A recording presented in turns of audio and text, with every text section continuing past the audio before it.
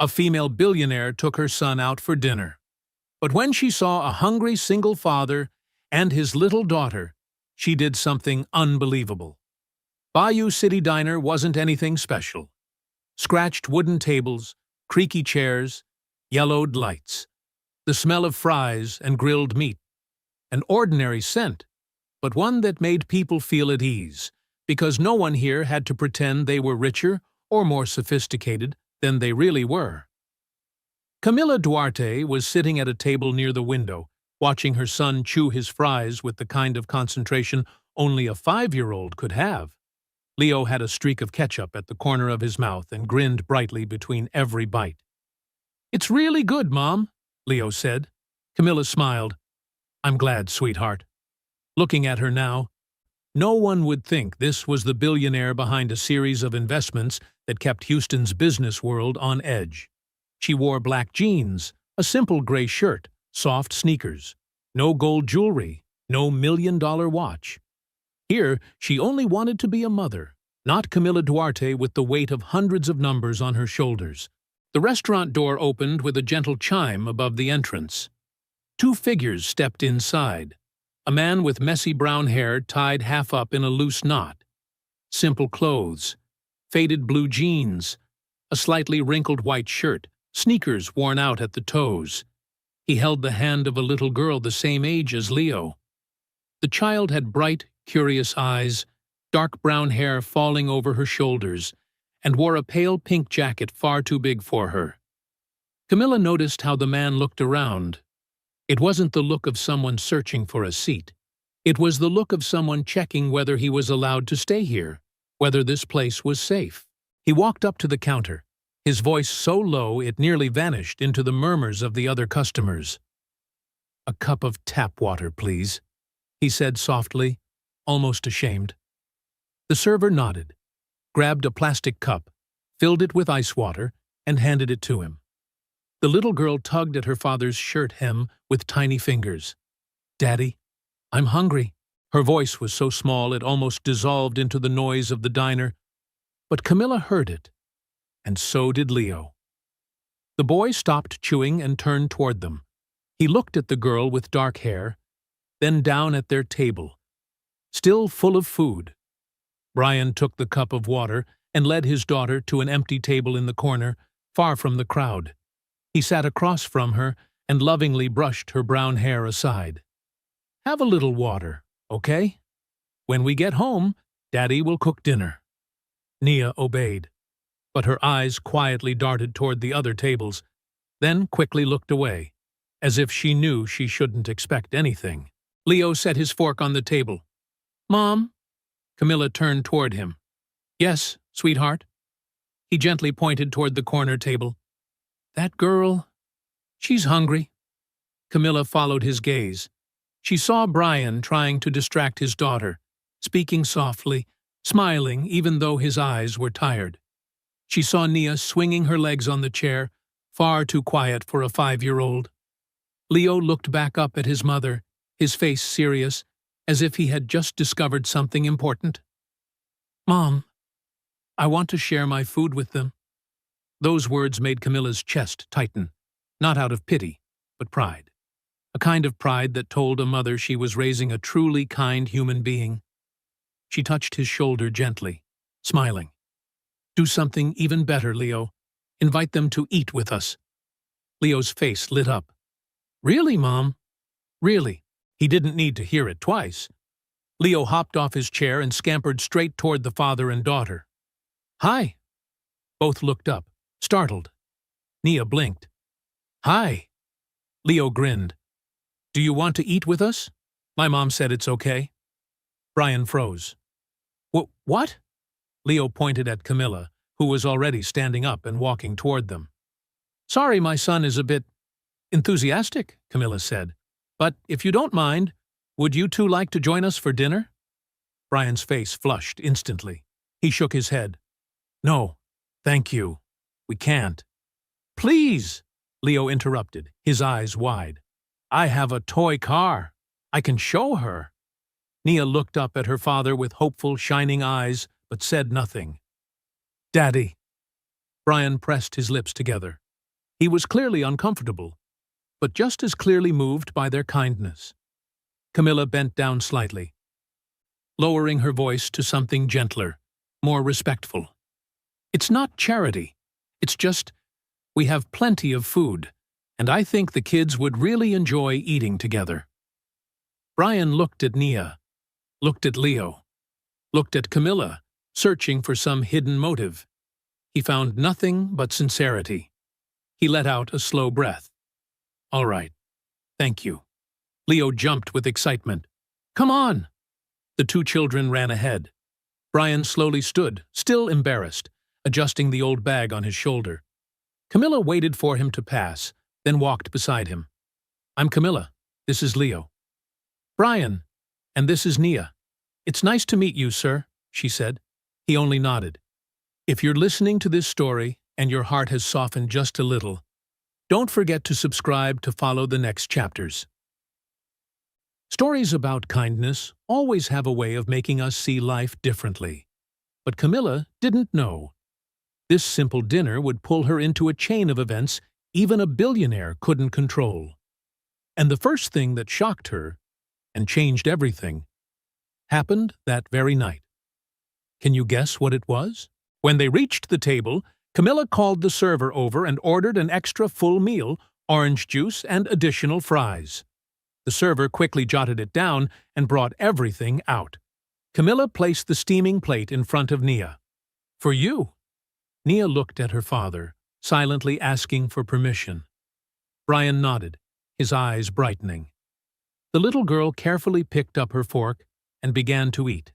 Slowly, chewing thoroughly, not rushing, but not hiding the fact that she was genuinely hungry. Leo sat beside her, talking nonstop as he ate. "Do you like cars? I love them. I have a red one. It's the fastest ever." "I've never had a toy car before," Nia said quietly. Leo stopped chewing and stared at her like that was impossible. "Never?" Nia shook her head. "Then you can play with mine," he said, already pulling a metal car out of his coat pocket and placing it on the table. "Look, it goes this fast." Leo slid the car across the table, making engine noises with his mouth. Nia's eyes sparkled like two stars. "Really? Really?" The two children laughed, their laughter clear and bright, and it made Brian close his eyes for a second. Camilla watched silently. Something special was happening here. Not just a meal, a connection, a simple act of kindness, but a rare one. Brian looked at his daughter with a tight feeling in his chest. Camilla noticed. She said nothing. She simply pushed the basket of fries a little closer to him. "Eat. They're still hot." Brian hesitated, but took one. It was delicious. He couldn't even remember the last time he'd eaten something warm like this, without rushing, without guilt. "Thank you," he said softly. "No need to thank me," Camilla replied. "Yes, there is. You don't even know me." Camilla shrugged. "Leo invited you. I'm just following his lead." He smiled for the first time since entering the diner. A small smile, but a real one. "Your son is very kind." "I'm learning from him," Camilla said, still watching Leo. Brian paused. "What do you mean?" Camilla continued watching Leo, who was now making the toy car fly, while Nia laughed. "I spend a lot of time focusing on work. I forget what really matters. Leo reminds me every day." Brian didn't know what to say. The simplicity of her confession surprised him. So he just ate another fry and let the silence speak for him. The kids, meanwhile, couldn't stay quiet for a single minute. Nia laughed more than she had in weeks. Leo beamed as he showed off his car, inventing every kind of story. "Did you see how it flies?" Leo held the car up. "Vroom!" Nia mimicked him, raising her little hands. The two laughed together as if they were siblings. Camilla glanced at Brian. "They're best friends already." "They are," he agreed softly.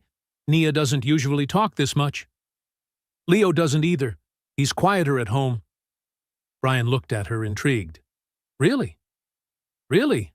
I think kids just understand kids. Maybe, Brian muttered. They continued eating. The conversation was light, unforced. Camilla asked where he lived, whether Nia was in school, simple things. Brian answered without going into detail. She didn't push.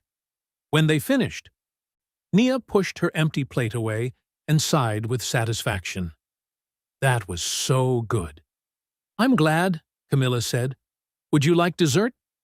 Nia's eyes lit up, but Brian quickly responded. No, thank you. You've already helped us too much. Daddy, Nia began, but stopped when she saw her father's expression. Camilla understood immediately, so she shifted gears. All right, but if you ever want to come back another day, we can arrange that. The kids like playing together. Brian looked at Nia, who was holding Leo's toy car like a treasure. Maybe, he said, without making a promise. Leo hopped off his chair. Nia, come look. You can make it go this high. He placed the car on the back of the chair and let it slide down like a ramp.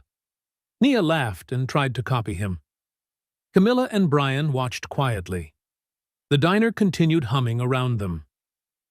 But at that table, a small bubble of peace seemed to exist. Thank you. Truly, Brian said again, this time looking straight at Camilla. You don't know what this means to us. Camilla held his gaze for a moment. In his eyes, she saw exhaustion, worry, but also something very clear. Pride. I think I understand some of it, she said softly. He looked away, too moved to respond. After a few minutes, Brian stood and called to his daughter. Nia, honey, we have to go. Nia pouted but obeyed.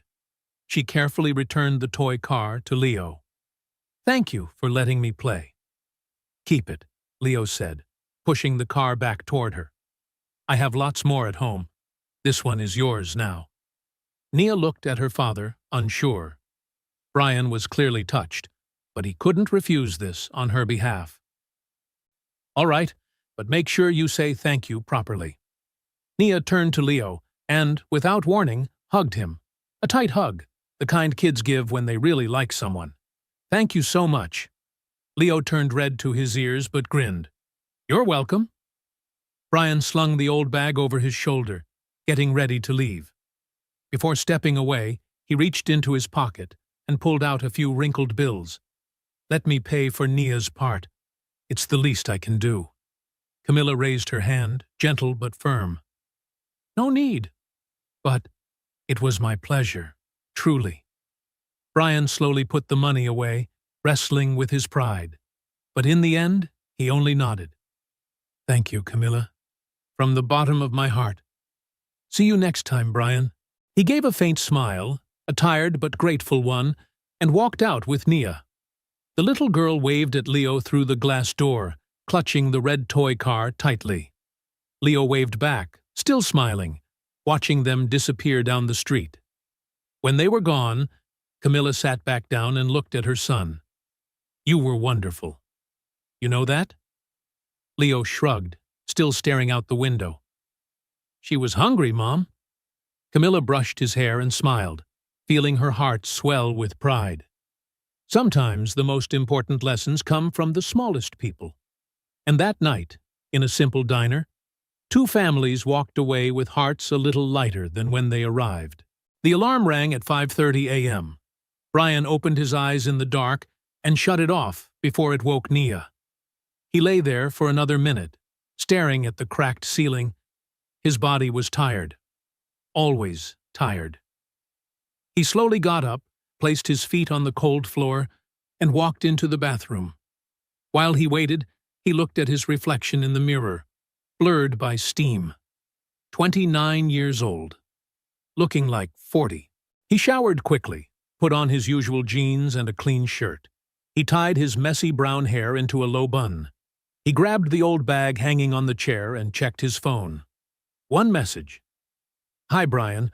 I have to cancel today's cleaning job. Something unexpected came up. Sorry for the inconvenience. Brian closed his eyes, took a slow breath. Third time this month. Always last minute. Always a vague excuse. Brian typed a polite reply. "It's okay. Let me know if you need anything." He put his phone away and walked to Nia's room. The little girl was sleeping, holding an old stuffed bear. Brian sat on the edge of the bed and gently brushed his daughter's brown hair.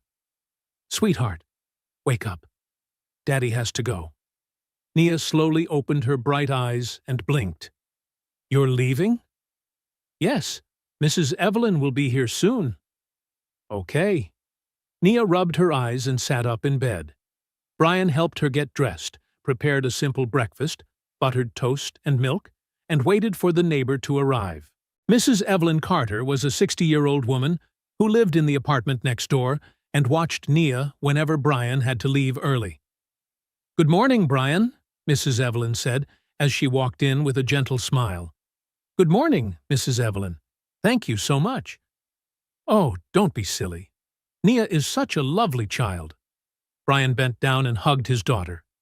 "Daddy will be back later. Be good, okay?" "Yes," Nia said, already sitting at the table, slowly chewing her toast. Brian left the apartment with a heavy heart. It always hurt to leave Nia. Always. He took the bus and went to the neighborhood where he had the best chance of finding work. He spent the whole morning calling old clients, asking if they needed any manual labor done that day. Some didn't answer. Others said they didn't need anything at the moment. "We'll call if we do, Brian." Always that sentence. By late afternoon, he managed to get a one-day job scheduled, 3 days from now. At least it was something, even though he knew it wasn't enough. He arrived home in the late afternoon. Nia was drawing at the kitchen table with half-used colored pencils. "Hi, Daddy." "Hi, sweetheart," Brian said, lifting his daughter for a quick kiss. "What are you drawing?" "A house with a garden." Brian looked at the drawing. A small, colorful house, flowers in the front, a yellow sun in the sky. "It's beautiful." Nia smiled proudly. "We'll have a house like this one day, right, Daddy?" Brian felt his heart tighten. "One day, sweetheart. One day." After Mrs. Evelyn said goodbye, Brian made dinner, rice, beans, and fried eggs. Simple, but it was all they had left. He put more on Nia's plate, less on his own. "Daddy, aren't you eating more?" Nia asked, looking at his plate. "Daddy ate a lot at lunch. I'm full." Nia nodded, completely believing him. Brian swallowed the truth, along with the dull ache in his stomach. After dinner, Brian bathed his daughter, helped her into an old but clean pair of pajamas, and put her to bed. He read a short story, the same one Nia requested every night, and kissed her forehead. "Sleep well, Daddy's treasure." "Good night, Daddy. I love you." "I love you too." He turned off the light and closed the door quietly. Brian walked into the kitchen and opened the fridge. Not much there. A few eggs, a piece of cheese, half a carton of milk, a few wilted vegetables. He closed the fridge and went to the small table in the living room where he kept the bills. He sorted through the envelopes. Electric bill, water bill, rent. He calculated in his mind. Even with the day job he managed to get for 3 days from now, he was still short. Brian was always short. And tomorrow wouldn't be any easier than today. It was a sunny Sunday morning. Brian decided to take Nia to the park. It cost nothing, and the little girl deserved some joy. He prepared 2 simple sandwiches, filled a water bottle, and they headed out. Herman Park was small, but lovely. A few swings, a slide, wooden benches under the shade of trees. There were always children running around, shouting, laughing. "Daddy, can I go on the swings?" "Okay, sweetheart, but stay where I can see you." "Yes, Daddy." Nia ran off, her worn-out shoes hitting the dusty ground. Brian sat on an empty bench, placed the bag beside him, and watched his daughter. Nia climbed onto the swing and began to sway, her brown hair flying in the wind. Brian smiled. Moments like this were rare, but worth everything. Suddenly, Nia stopped swinging. She looked toward one side of the park, and her eyes widened. "Leo!" She jumped off the swing and ran. Brian immediately stood up, trying to see where his daughter was going. And then he saw it. Leo was near the slide, holding a ball, and beside him, wearing jeans and a simple t-shirt, was Camilla. Nia ran straight to Leo without hesitation. "Leo, it's you!" The boy turned around and his face lit up. "Nia!" The two hugged like old friends who hadn't seen each other in years. Camilla laughed and lifted her head, searching. She found Brian standing a few steps away. Their eyes met. She smiled and waved. Brian waved back, feeling his face warm a little. Camilla walked toward him with both hands in her pockets. "Hi." "Hi," Brian replied, still a bit shy. "What a coincidence, huh?" "Yeah, I didn't expect to see you here." "We come almost every Sunday," Camilla said, glancing at the kids playing with the ball. "Leo loves this park." "Nia does too. It's her favorite place." Camilla gestured to the bench. "Do you want to sit? I think they'll play for a while." Brian hesitated, but eventually agreed. "Sure." They sat on the bench, maintaining a polite distance. They watched the children in silence for a few minutes. Leo kicked the ball to Nia, and she ran after it, laughing loudly. "They look like siblings," Camilla observed. "They really do," Brian agreed, smiling softly. Camilla turned slightly toward him. "Does Nia have any siblings?" Brian shook his head. "No, it's just the two of us." Camilla nodded. She didn't ask more, didn't pry, just accepted it. Brian appreciated that. "And Leo?" he asked gently. "It's just the two of us," Camilla replied. "Leo's father passed away when he turned 2. Brian felt a sting in his chest. "I'm very sorry." "Thank you. It's been 3 years. It's still sad, but we're learning to live with it." He didn't know what to say, so he stayed quiet, and Camilla seemed grateful for that. After a peaceful moment, Camilla broke the silence. "Did you grow up in this city?"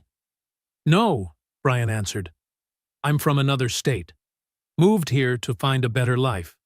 Or at least, I hoped so." "Has it gotten better?"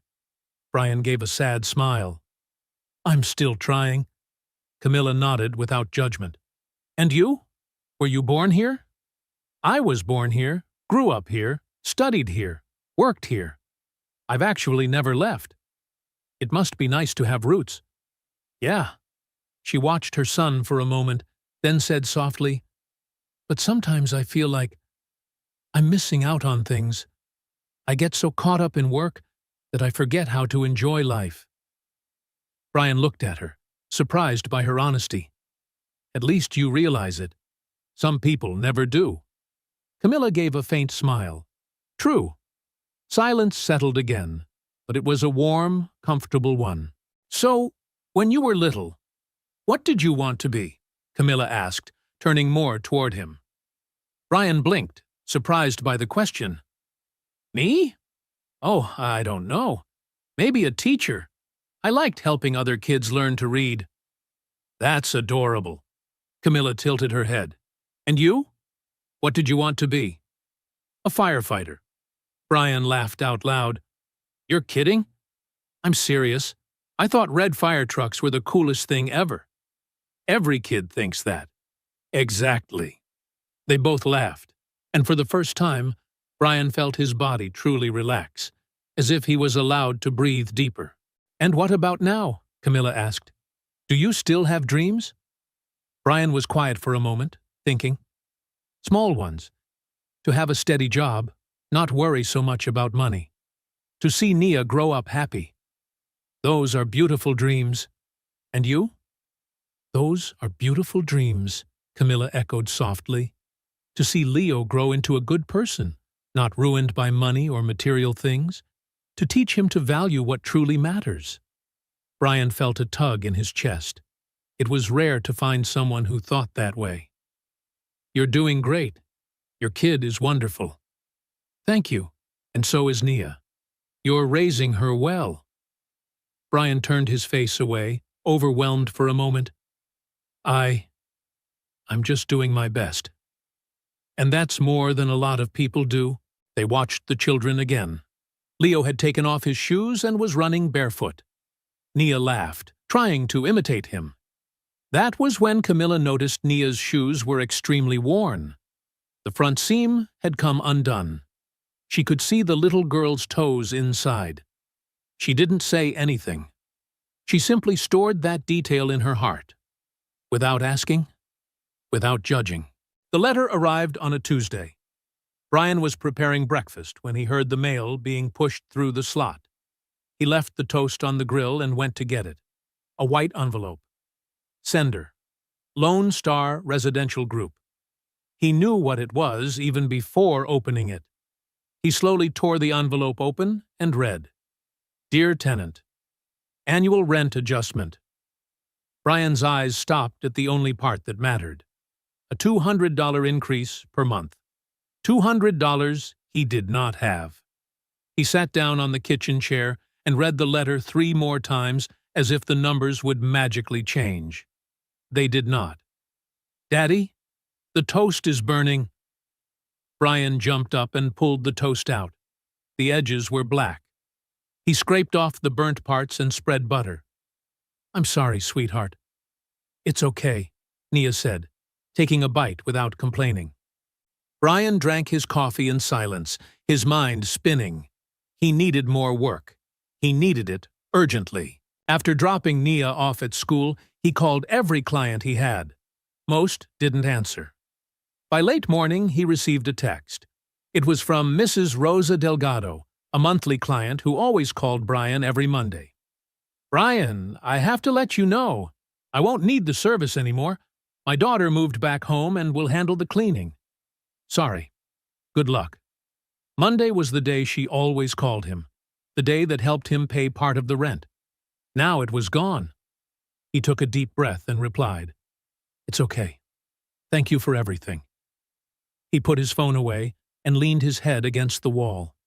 He needed to stay calm. He would figure it out. He always did. On Thursday, he received another call.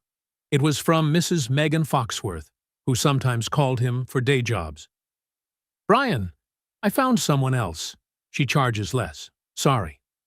"It's okay, Mrs. Megan. Thank you." "Good luck." "Yes." He hung up and stood still in the middle of the street. People hurried past him. No one noticed. No one saw. He was invisible.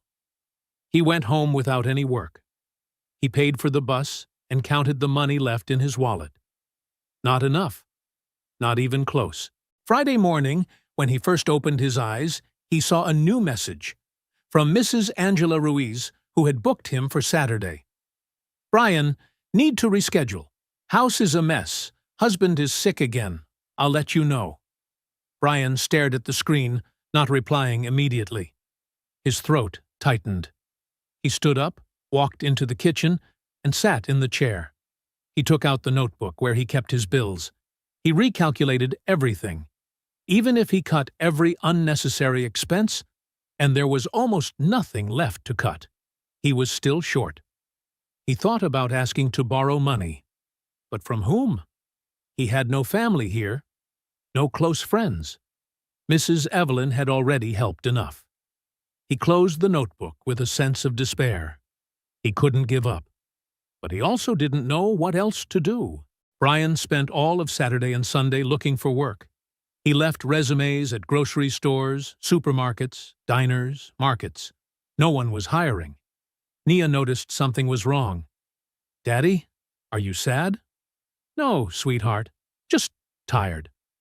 "I'll draw a picture for you, okay? Drawings always make people happy." Brian hugged her tightly. "You're wonderful." Nia ran to her room and came back with paper and colored pencils. She sat on the floor and began drawing. Brian watched, trying to hold himself together. After a few minutes, Nia looked up. "All done. This is me and you." And I wrote, "I love Daddy. Do you like it?" Brian held the paper in his trembling hands. "It's beautiful, sweetheart. Thank you." "Are you happy now?" Brian forced a smile. "I'm happy." But inside, he was breaking. After dropping Nia at school, Brian went straight home and laid all the bills on the kitchen table. Rent, electricity, water, food, bus fare. He calculated again and again. There was no way. He thought about asking for an extension, but the landlord was notoriously cold. He had evicted tenants for being just 1 week late. He called more clients, left voicemails, sent WhatsApp messages. Everything fell into silence. In the afternoon, Nia ran toward him after school, bouncing with excitement. "Daddy, tomorrow my class has a special snack day." "That's great, sweetheart." "Daddy, are you okay? Your eyes are red." "Just allergies, sweetheart." Nia held his hand. "Let's go home." "Yeah, let's go." On the way, Nia hummed a little tune. Brian looked at her, and his heart clenched. Nia didn't deserve this life. She deserved more. She deserved the whole world. That night, after putting Nia to bed and kissing her forehead, Brian sat alone in the living room with a blanket over his shoulders, staring at the dark ceiling. He thought about giving up, thought about going back to his old state. But there was nothing left there. He thought about asking someone for help. But who? No one. He thought about Camilla, about the way she talked, the way she didn't judge, the way she looked at him as if he wasn't invisible. But no, he couldn't ask her for help. They barely knew each other, and she had already done too much. He had to figure this out on his own. He had to. Tuesday morning, the phone rang. A former client who hadn't called in months. "Brian, are you free Thursday? I need someone to clean." Brian responded in less than 5 seconds. "Yes, what time?" 8 a.m. "Okay, thank you." One job, just one. But it was exactly what he desperately needed. A small breath of air in a suffocating month. Brian got up, made coffee, woke Nia, and prepared them for the day. He kept going. He always kept going. Even when everything seemed to be falling apart. Even when the world felt like it was collapsing. He kept going. For Nia. Always for Nia. Sundays at the park became a routine. Every week, Brian and Nia arrived around 10 a.m., and every week, Camilla and Leo were already there, waiting. The kids ran to each other the moment they saw one another. Camilla and Brian quietly greeted each other with a smile and sat on the same familiar bench. Brian spoke much less. He still smiled whenever Nia ran back to excitedly tell a story, but the smile never quite reached his eyes. His shoulders looked heavy, as if he was carrying something invisible. She didn't ask, at least not in front of the children. They sat watching Leo and Nia invent yet another new superhero game. Today, the two of them were saving the park from imaginary villains. Leo put on a comically deep voice. Nia giggled, running in circles on the grass. "Are you okay?" Camilla asked gently, glancing at Brian. Brian started. "Who? Me?" He gave a small laugh, avoiding her gaze. "I'm fine. Just a little tired." Camilla nodded slowly, but was clearly unconvinced. She knew that kind of tired. It wasn't just physical. It was the exhaustion of someone fighting alone. She stayed silent for a few minutes, just watching. Then Camilla quietly pulled the bag beside her closer. "By the way, I brought some snacks today. I accidentally made a few too many sandwiches at home," she said casually. "Do you want some?" Brian looked at the bag and hesitated. "You don't have to." "I know," Camilla gently cut in. "But if no one eats them, they'll go to waste, and the kids will definitely love them." She stood up and called to the kids. "Leo, Nia, come here for snacks." They ran over, sweaty and full of energy. Nia's blonde hair stuck to her forehead, her cheeks flushed from all the running. Camilla opened the bag and took out sandwiches wrapped in foil, juice boxes, some pre-cut fruit in a container, and cookies. It was obvious she had prepared for more than just the two of them. "For me too, Auntie?" Nia asked, eyes shining. "Of course," Camilla said, handing her a sandwich. "Take anything you like." The kids sat on the grass together and began to eat. Leo gave half of his sandwich to Nia, and she accepted it with a smile. Camilla handed another sandwich to Brian. "Here, eat. I'm serious." Brian took it, his throat tightening. He understood exactly what she was doing. She saw that he was struggling, but she didn't pry, didn't dig. She didn't turn it into charity, didn't make him into someone being pitied. She simply shared. "Thank you," he said softly, eyes fixed on the sandwich. "It's nothing," Camilla replied, her voice light as the breeze. They ate in silence. Brian couldn't remember the last time he'd eaten something that tasted this good. Simple things, but prepared with care. You could tell someone had put thought into making them. Nia ate 2 sandwiches and still grabbed an apple, biting into it with satisfaction. "This is so good, Aunt Camilla.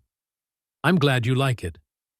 When they finished eating, Camilla carefully put all the trash back into the bag. She watched the kids run off again, chasing each other between the trees.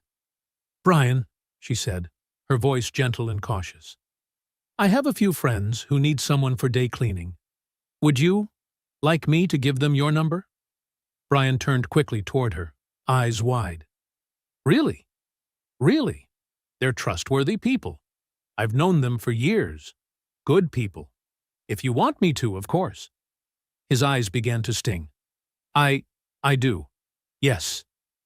Thank you." Camilla shrugged, as if it wasn't a big deal. "I'll send them your number today. They might call this week." "Thank you, Camilla. From the bottom of my heart." She looked at him with a calm, deep, warm gaze. "When we care about someone, we help them. That's all." Brian turned away, his heart racing, his ears burning. That sentence echoed in his head longer than he dared admit. The following Wednesday, Brian received 3 calls in a row. All of them were Camilla's friends. All of them needed day cleaning. All of them spoke kindly, respectfully, paid properly, and had clear hours. Brian accepted them all. For the first time in weeks, he felt like he could breathe.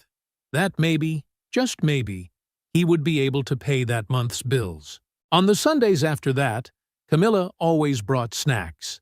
Sometimes it was sandwiches with different fillings, sometimes fresh fruit already cut up, sometimes homemade cookies she insisted she had baked with Leo. She always said she'd made too much, or that there was no way they could finish it all at home. Brian knew she was lying, but he accepted it with quiet gratitude because he knew she did it to protect his dignity. On another Sunday, rain suddenly poured down just as they were about to leave. It came fast, dumping from the sky as if someone had tipped a giant bucket of water. Camilla looked at the dark sky, and then at Brian, who was packing Nia's things into a bag. "Did you come by bus?" "We always take the bus." "Let me drive you home. The rain's too heavy." Brian hesitated, biting his lip. "You don't have to." "I know. But it'll be a while before a bus comes, and Nia will be soaked. It's getting cold, too." Nia was standing next to Leo, holding his hand, tugging at her father's shirt. "Daddy, I want to ride with Leo." Brian looked at his daughter, her eyes shining with hope, then at Camilla, and sighed. "Okay. Then, sorry to trouble you." Camilla's car was nice, but discreet. Nothing flashy. Leo and Nia sat in the back seat, talking non-stop about the games they'd invented. Camilla drove calmly, and Brian sat in silence in the passenger seat, watching the rain on the window. "Where do you live?" Camilla asked, eyes on the road. Brian gave her the address, and she entered it into the GPS. They rode in comfortable silence. The rain beat against the windshield, and the radio played a soft song. When they pulled up in front of the building where Brian rented, Camilla stopped the car. "Thank you for driving us home," Brian said. "It's nothing. Next time it rains on a Sunday, just consider this a given." Brian got out and helped Nia out of the car. They waved before heading into the building. Camilla stayed there, watching until they were safely inside and the door closed. Then she drove away. From that day on, whenever it rained, Camilla drove them home. She never made it seem like a favor. She always said it was on her way, even when it clearly wasn't. Brian knew, but he didn't argue anymore, because deep down he was grateful, and because her presence made his heart feel lighter. The park meetups slowly became the most beautiful part of the week for both families. Leo and Nia couldn't be separated now. They played every game they could think of, invented complicated stories, laughed non-stop, shared snacks, helped each other climb trees. They were like real siblings. And Camilla and Brian talked more. They talked about the books they liked, the music they listened to when they were young, childhood memories, the small dreams they still kept inside. Camilla talked about her late husband, her voice gentle, filled with longing but not bitterness. Brian listened carefully, without judgment, simply being there. Brian talked about the struggles of raising Nia alone, not going into the harshest details, but honest about the weight he carried. Camilla listened without offering solutions or advice. Bit by bit, they began to truly trust each other. One Sunday, Nia tripped while running after Leo and scraped her knee on the pavement. She burst into loud, startled tears, the cry of a child who has really been hurt. Brian started running toward her, but Camilla got there first. She gently picked the little girl up. "Easy, sweetheart. Let me see." Nia sobbed, clutching her knee with her small hands. "It hurts, Aunt Camilla." Camilla sat on the bench and gently placed Nia on her lap. Brian arrived a second later, worried, his face pale. "Let me see, sweetheart." "It's just a scrape," Camilla said calmly, examining the girl's knee. "Nothing serious. I have bandages in the car. I'll be right back." She went to the car and came back with a first aid kit. She carefully cleaned Nia's knee with a wet wipe, applied antibiotic ointment, and put on a colorful bandage printed with little yellow stars. "There, now you're a real superhero. Every superhero has scars from battle." Nia stopped crying and looked at the bandage with admiration. "Really? Really? Superman has a lot. So does Batman." The girl smiled, tears still wet on her cheeks, and hopped off her lap. "Thank you, Aunt Camilla. Now I'm strong." And she ran back to play with Leo, who was waiting eagerly. Brian looked at Camilla with eyes full of tears. "Thank you. No need to thank me. I've had practice. Leo is always getting hurt." But the way she took care of Nia, so gently, so lovingly, as if she were her own daughter, reached a very deep place inside Brian. Weeks went by. Camilla kept finding small ways to help. Always discreet, always respectful, never loud. Once she brought a new coloring book for Nia, saying she had bought the wrong one, and the store wouldn't take it back. Another time, she brought some of Leo's clothes that no longer fit, asking if Brian knew anyone who could use them. The clothes were practically new. Brian knew what she was doing, but she did it with so much care, with such delicacy, that he couldn't refuse, because she never made him feel small. She never made him feel lesser.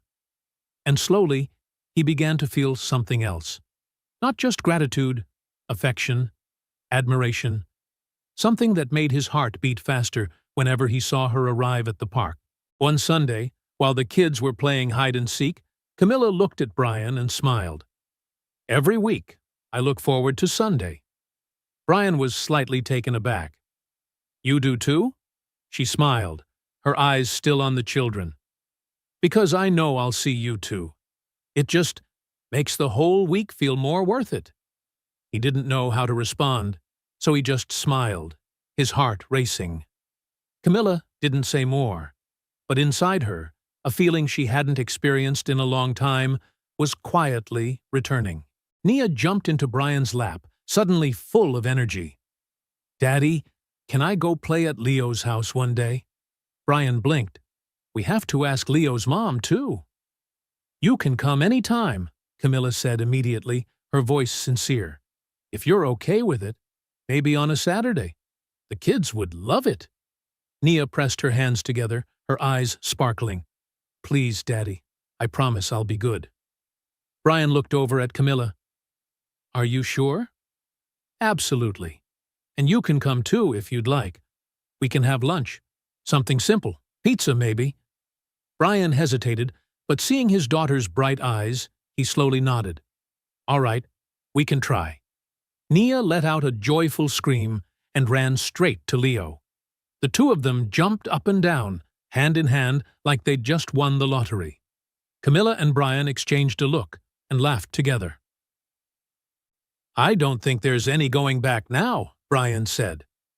I don't think so either, Camilla agreed, smiling.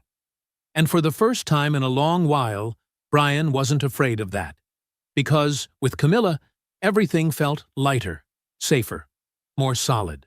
At the end of that day, as they stood saying goodbye, Camilla instinctively held out her hand. Brian took it. She held his hand a little longer than usual. I'm glad we met at Bayou City Diner. Brian squeezed her hand, feeling the warmth of her skin against his. So am I. And as they walked away, each going their own way, both of them knew something had changed between them. It was no longer just a simple park friendship. It was something bigger, deeper, something that was growing slowly, steadily, without hurry, and they could both feel it. Thursday started like any other day. Brian woke up early, got Nia ready for school, dropped her off with Mrs. Evelyn to watch her, then took the bus up to the wealthy part of the city. He had managed to get a one-day job in a luxury building through one of Camilla's acquaintances. The building was impressive. Marble lobby, security at the entrance, mirrors in the elevators. Brian felt small walking in there, but he took a deep breath and kept going. The apartment was on the 15th floor, vast and completely empty. White walls, gleaming tile floors, large windows looking straight over the city. It was being prepared for sale. The real estate agent, Laura King, had hired Brian and quickly explained, I need you to leave everything absolutely spotless. We'll be showing the apartment this afternoon to some important clients. Call me if anything comes up. You can count on me. Laura left, leaving him alone in the enormous space. He changed into his work clothes, old pants, a simple shirt, worn sneakers.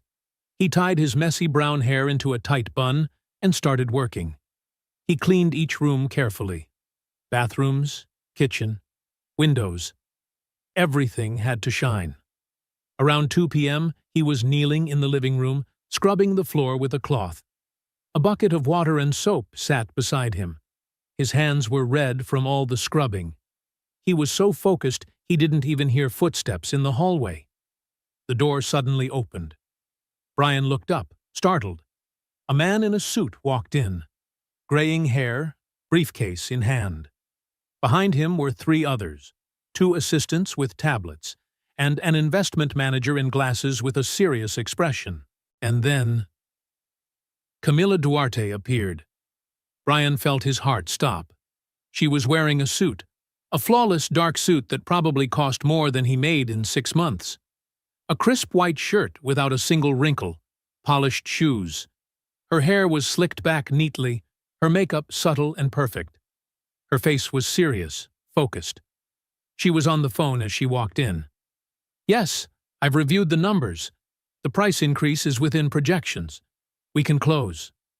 Her voice was low, firm, authoritative. It was not the gentle voice that spoke to him at the park. It was the voice of a leader. Brian was still kneeling on the floor, with the bucket of water beside him, cleaning cloth in hand, old clothes clinging to his body. The real estate agent started talking, pointing out different parts of the apartment. As you can see, it's a spacious unit. 3,000 square feet, 3 suites, all with walk-in closets, a catering balcony, great views. Camilla hung up, swept her gaze around the room, her eyes cold, sharp, calculating. How much will the renovation cost? We estimate between 80 and 100,000, the investment manager replied, checking his tablet. Acceptable. This floor has potential. Resale price after renovation? 2.5 million. Maybe 2.8 if we go with high-end finishes. Camilla nodded, thinking, reasonable. Let's go with high-end finishes. I want this closed fast. 2 weeks.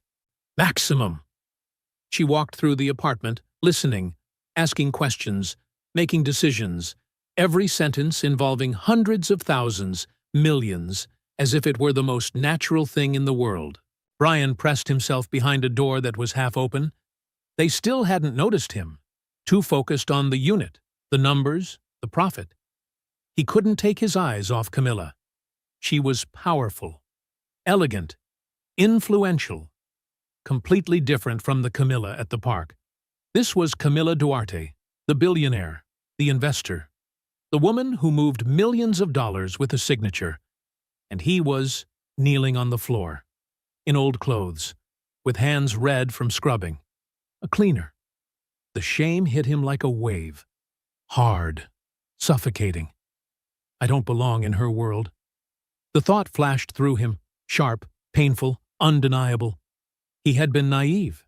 He'd thought they were alike, that she was just another single mom trying to raise her child, someone like him. But she wasn't. She belonged to that world, a world of expensive suits, million-dollar apartments, life-changing decisions made with a pen stroke, and he was just the one cleaning the floors of those apartments. One of the assistants turned toward him. Brian quickly stood up, grabbed the bucket, and slipped out through the side door leading to the utility area.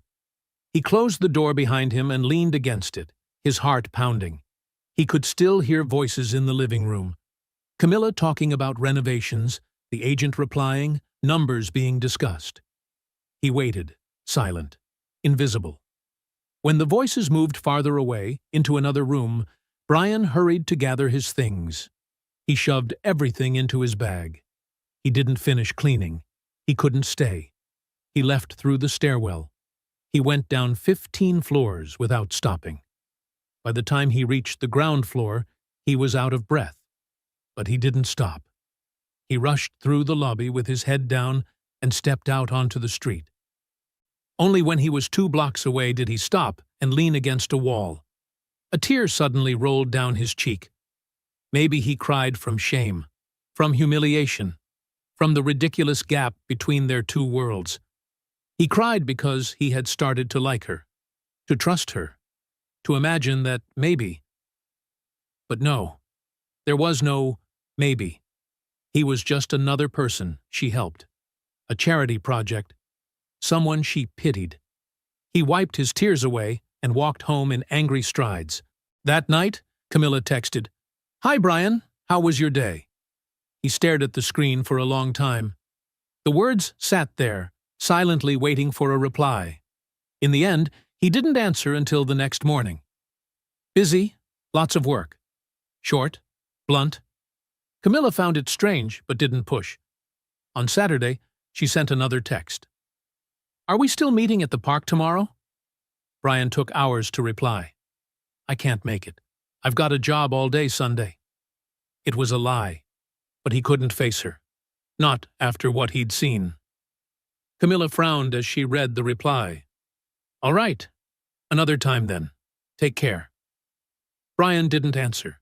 On Sunday, Camilla and Leo went to the park as usual. Leo kept looking toward the entrance, waiting to see Nia appear. "Mom, where's Nia?" "She's not coming today, sweetheart. Her dad has to work." "But we see each other every Sunday." "I know, but sometimes things change." Leo went quiet, kicking at the grass with the tip of his shoe. "I miss her." Camilla stroked his hair. "So do I." And that was the truth. She missed Nia. And Brian. She missed their conversations. The way he smiled. The way he looked at his daughter with so much love. She sent another text, midweek. "Hey, everything okay? You disappeared." Brian read it and didn't reply. Camilla started to worry. She tried calling. He still didn't answer. Nia could tell something was wrong. "Daddy, aren't we going to the park anymore?" "We are, sweetheart, just not right now. But I want to see Leo." "I know, but Daddy's busy with work." Nia pouted, not pushing further. But Brian saw the sadness in her bright eyes. And that hurt more than anything else. Camilla, for her part, had no idea what was going on. She reread their conversation, trying to find anything she might have said wrong, anything that could have hurt him. She found nothing. Leo asked about Nia every day. "Mom, call Mr. Brian. Ask if Nia can come over." "I called already. Brian's very busy," Camilla sighed. "But Nia likes playing with me, right, Mom?" Camilla looked at him. "I think so." But the truth was, she didn't know anymore. 2 weeks passed. 2 weeks without seeing each other, without talking. Camilla felt an emptiness she hadn't felt in years, not since her husband died. She had gotten used to Brian, to his presence, to the way he made her feel understood. And now he had vanished without an explanation, without a clear reason. And it hurt. It hurt a lot. Camilla endured 3 weeks. 3 weeks of unanswered messages, ignored calls, and empty Sundays at the park with Leo asking about Nia. On Saturday night, she made a decision. She would go to his home. She needed to understand. She needed to know what had happened. Because the silence was killing her from the inside. Deeply. On Sunday morning, she told Leo they were going to visit someone. "We're seeing Nia, right, Mom?" His eyes lit up. "We'll try." Leo quietly celebrated. Camilla pulled up the address she had saved on her phone. She put Leo in the car and drove to Brian's neighborhood. "Stay here for a minute, sweetheart. I'll see if they're home." "Yes, Mom," Leo answered obediently. Camilla stepped out of the car, walked into the building, and stopped in front of apartment 304. She took a deep breath. She knocked 3 times. Silence. She knocked again. She heard footsteps on the other side. The door slowly opened. Brian appeared. Brown hair down, old sweatpants, a simple t-shirt, his bright eyes wide in surprise. "Camilla?" "Hi," she said softly. He stood still, unsure what to do. What are you doing here?" "I needed to see you." Brian looked around nervously. I'm a little busy." "Brian, please," Camilla said, her voice soft but firm. "I just want to talk.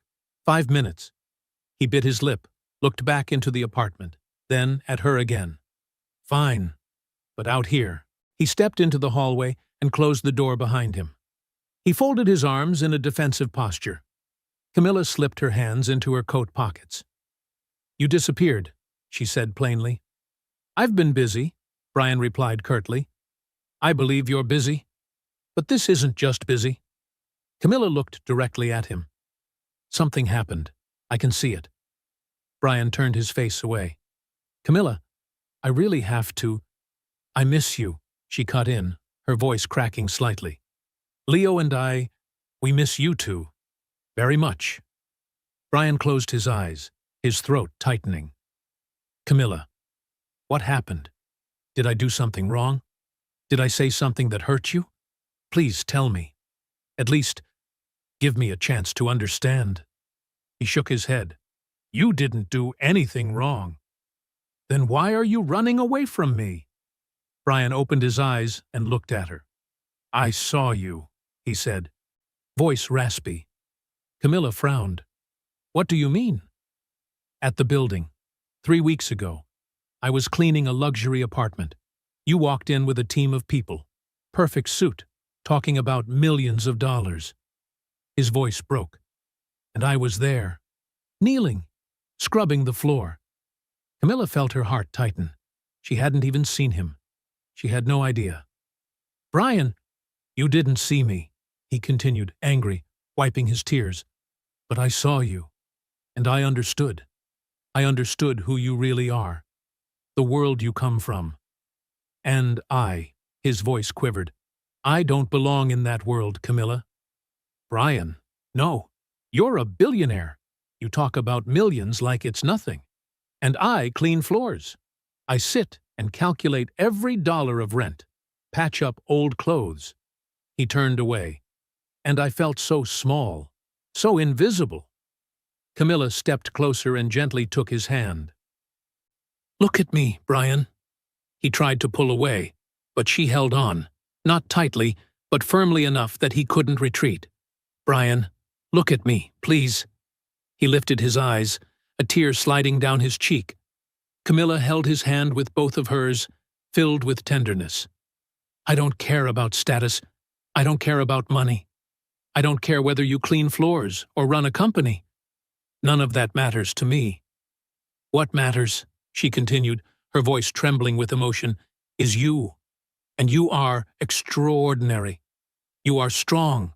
You are brave. You raise Nia by yourself even when everything feels impossible. You never give up. You love so deeply you can see it just by looking. Brian softened. You and your daughter have brought so much joy to me and Leo. You make us laugh. You make Sundays something to look forward to. And I don't want to lose that. I don't want to lose you. Camilla, he whispered. I know we come from two different worlds. I'm not denying that. But when we sit on that wooden bench, watching the kids play, do you feel that distance matters then? Brian could only nod, speechless. Then please don't run from me. Don't hide. Please, Camilla whispered. I'm scared, he blurted out. I'm scared. I'm not enough. Not enough for who? Camilla asked softly. For me? He didn't answer. Silence itself was an admission. Camilla pulled him into her arms. Brian hugged her back tightly. You are enough, Brian, she whispered into his ear. More than so many people I've met in my life. Brian gripped her shirt, breathing in her scent, her warmth. For the first time in weeks, he felt safe. They stayed like that for long minutes, holding each other in the plain hallway, with the sounds of neighbors in the background, with the smell of home-cooked food drifting through the air. Eventually, Brian felt lighter. I'm sorry for disappearing, he said, his voice barely above a breath. You don't owe me an apology. Camilla shook her head.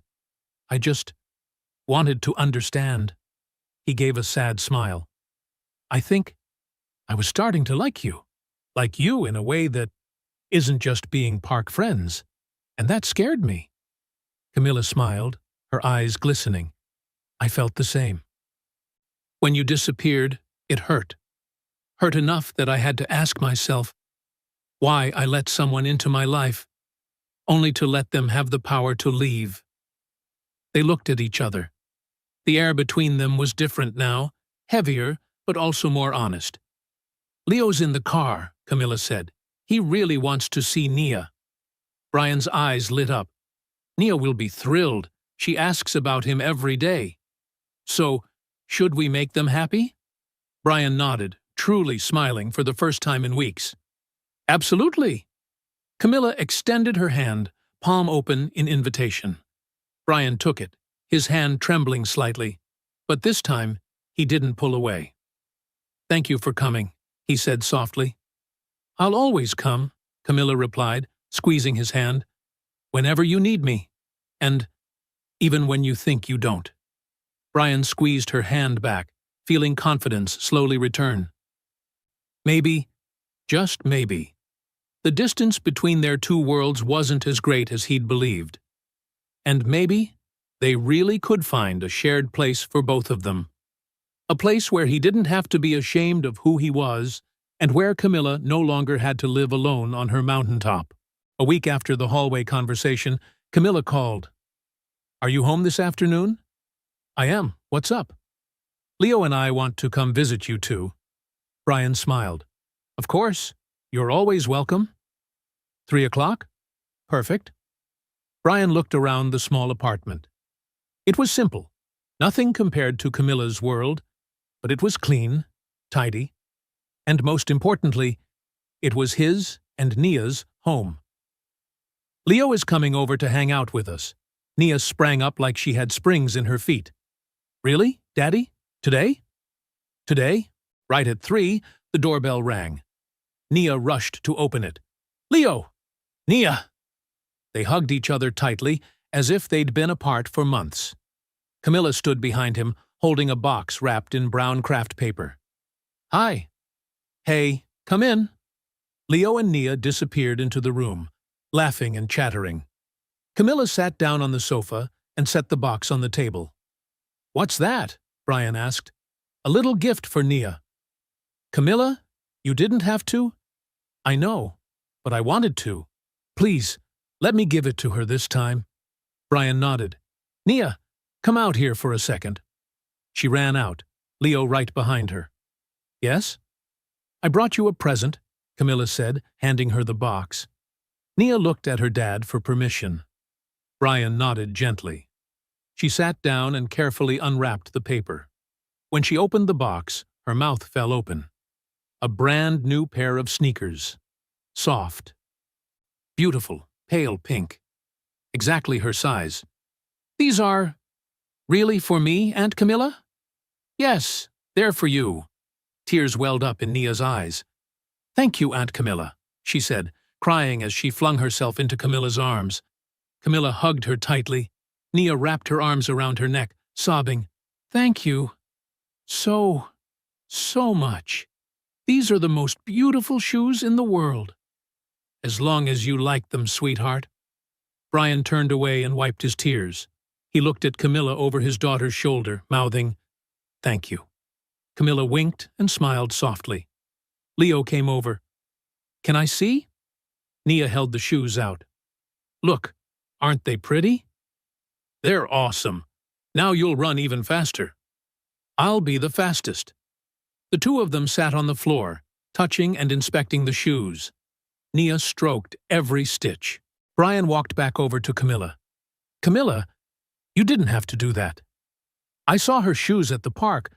The toes were ripped. I could see her little toes. I just couldn't stand it." Brian wiped his eyes. "I was planning to save up to buy her a pair. I just needed time." "I understand. Then now you can use that money to buy something else you need." Brian pulled her into a hug. Camilla held him tight. "Thank you," he whispered, "for everything. For being kind. For not judging. For seeing us. I will always see you." They let go, both of their eyes red. 6 months after the night at the diner, the two families were back together in the park. But this time was different. This was a planned picnic. A blanket spread out, a basket full of food, soft laughter drifting in the air. Nia and Leo ran around, chasing invisible butterflies, laughing nonstop. Camilla and Brian sat on the blanket. Brian rested his head on Camilla's shoulder. Her arm was draped around his back, natural, familiar. The sun slowly set, painting the sky in shades of orange and pink. Camilla stayed silent for a long moment, then took a deep breath. "Brian." "Yeah? I need to tell you something." Brian sat up a little straighter. "What is it?" Camilla found his hand and gave it a gentle squeeze. "After my husband died, I thought I would never love anyone again. I thought that part of my heart was buried with him." Brian squeezed her hand tighter. "My heart shut down. I built walls around it. I only knew how to bury myself in work, take care of Leo, and get through each day. More like existing than really living." She lifted her eyes to meet his gaze. "But then you and Nia walked in, and everything started to change." Brian's eyes burned.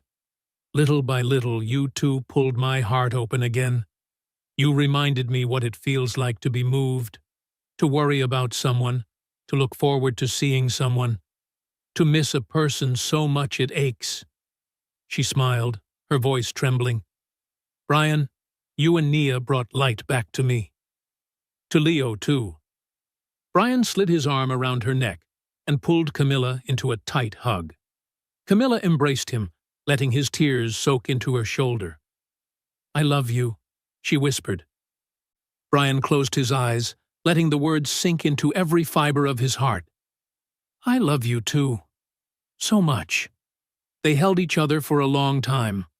Only the wind and the children's laughter in the background. By the time it was fully dark, the sky was full of sparkling stars.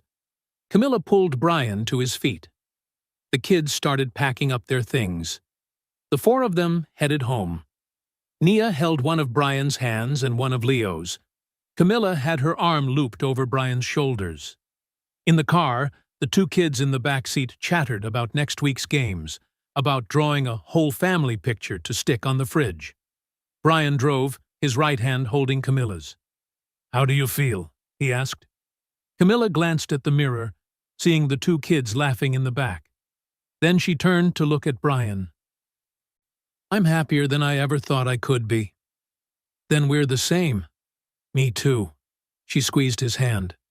Brian smiled. "Thank you." "For what?" "For seeing us. For not walking away. For loving us." Brian lifted her hand and kissed it lightly. "Thank you for opening the door and letting me in." In that car, with streetlights passing by, with children's voices and laughter filling the air, two people who once thought their hearts were shattered suddenly realized love never truly disappears. It just waits for the right person, at the right time. Sometimes it starts with a simple dinner at an old diner. Sometimes it grows through Sundays in the park. Sometimes it is built from small things: a shared order of fries, a new pair of shoes, a ride home in the rain. But when it is real, when it is right, it has the power to change everything. Camilla and Brian had found that. A real love. A love that mended two hearts they thought could never heal, and brought two lonely families together under one roof. A love strong enough to keep going, no matter what lay ahead.